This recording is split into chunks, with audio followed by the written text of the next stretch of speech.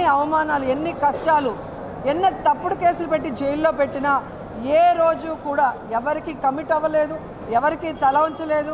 ఈ రోజుటి వరకు ఎవరితో కలిసి పొత్తు పెట్టుకొని ఎన్నికలకు వెళ్ళలేదు. కాబట్టి ఎవరో ఏదో చెప్తే ప్రజలు నమ్మేస్తారనుకుంటే అది పిచ్చి, వాళ్ళ పిచ్చి. జగనన్న ఎవరితో పొత్తు పెట్టుకోవాల్సిన అవసరం లేదు. అది స్పష్టంగా ఆయన అనేక సార్లు చెప్పారు. భవిష్యత్తులో కూడా కేంద్రంలో ఎవరు అధికారంలోకి వస్తారో వాళ్ళు రాష్ట్ర ప్రయోజనాలకి సపోర్ట్ చేస్తే వాళ్ళకి బయట నుంచి సపోర్ట్ చేస్తానని చెప్పడం అనేది కూడా మీరు గమనించారు. ఓటు నోటు కేసులో దొంగలా దొరికిపోయిన చంద్రబాబు నాయుడు పిల్లనిచ్చిన మామకు వెన్నుపోటు పొడిచి ఎమ్మెల్యేలని ఎంపీలని ఎత్తకపోయి వైస్రాయిలో పెట్టి చెప్పులు వేయించినోడు, అసలు రాజకీయాల్ని డబ్బుతో భ్రష్టు పట్టించి పక్క పార్టీలో గెలిచిన వాళ్ళని డబ్బులు పెట్టి కొనే ఈ పెద్ద మనిషి మా గురించి మాట్లాడడం సిగ్గుచేటు. నేను ఆ పార్టీలో 10 సంవత్సరాలు పనిచేశాను. ఈ 10 సంవత్సరాల్లో నేను ఏ రోజైనా ఒక తప్పు చేశానో, ఒకరి దగ్గర ₹1 తీసుకున్నానో ప్రూవ్ చేయమనండి. మీ పార్టీలో పనిచేసిన వ్యక్తినే కదా.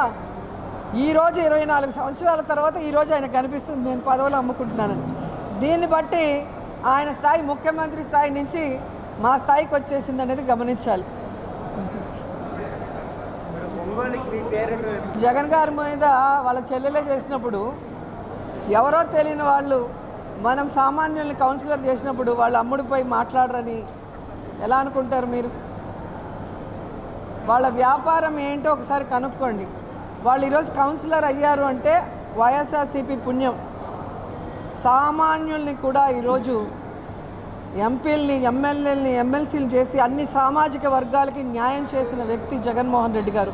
ఆయన బాటలోనే మేము కూడా రాజకీయ వాళ్ళు లేకపోయినా, రాజకీయ అర్హత లేకపోయినా మంచివాళ్ళగా పేదవాళ్ళగా ఉన్న వాళ్ళని తీసుకురావాలనుకున్న క్రమంలో వీళ్ళు వచ్చారే తప్ప వీళ్ళు పార్టీ జెండా మోసింది లేదు, పార్టీకి పనిచేసిన వాళ్ళు కాదు. కానీ ఆ కృతజ్ఞత లేకుండా ఈరోజు ఎవరో చెప్పిన మాటలకో దేనికో లొంగి నా మీద నిందేస్తే ఖచ్చితంగా భగవంతుడు సమాధానం చెప్తాడు. నేను ఎప్పుడూ చెప్తాను, జగన్ అన్నలాగే నేను కూడా భగవంతుడిని నమ్ముతాను. ప్రజలకి సర్వీస్ చేయాలని పాలిటిక్స్లో వచ్చాను. నన్ను ఎవరు ఎన్ని మాట్లాడినా అది భగవంతుడికే వదిలేశాను. మాట్లాడిన వాళ్ళంతా కూడా కాలగర్భంలో కలిసిపోయారనేది చరిత్ర చూస్తే మీకే అర్థమవుతుంది. చాలా ప్రేమ నేనంటే.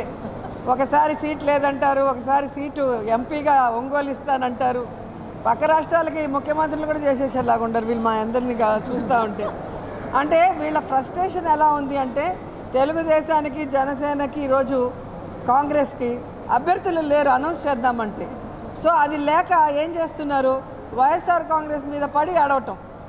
వీళ్ళు 175 మంది క్యాండిడేట్లు పెడతారు, లేదా కావాలంటే మార్పులు చేర్పులు కూడా చేసుకోవడానికి వీళ్ళకి క్యాండిడేట్లు దొరుకుతున్నారు.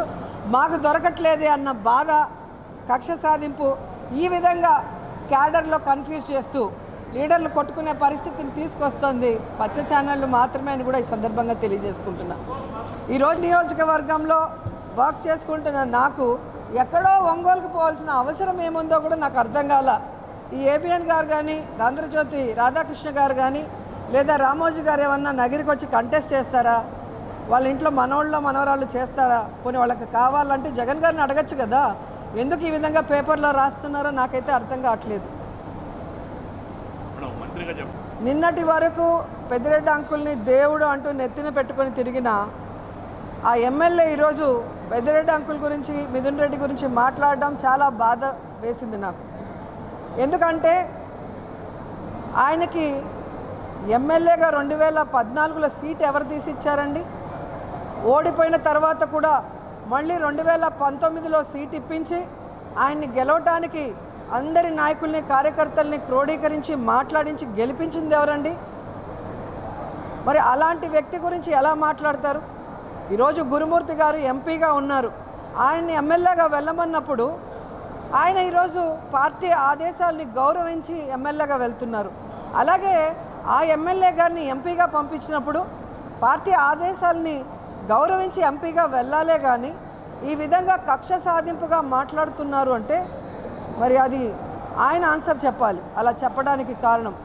అండ్ ఇంకా మాట్లాడుతున్నారు, ఈ జిల్లాలోనే కాదు, సీట్లు మారిన వాళ్ళు, మన చిత్తూరు పార్లమెంట్లోనే మాట్లాడిన వాళ్ళు కూడా మీకు తెలుసు.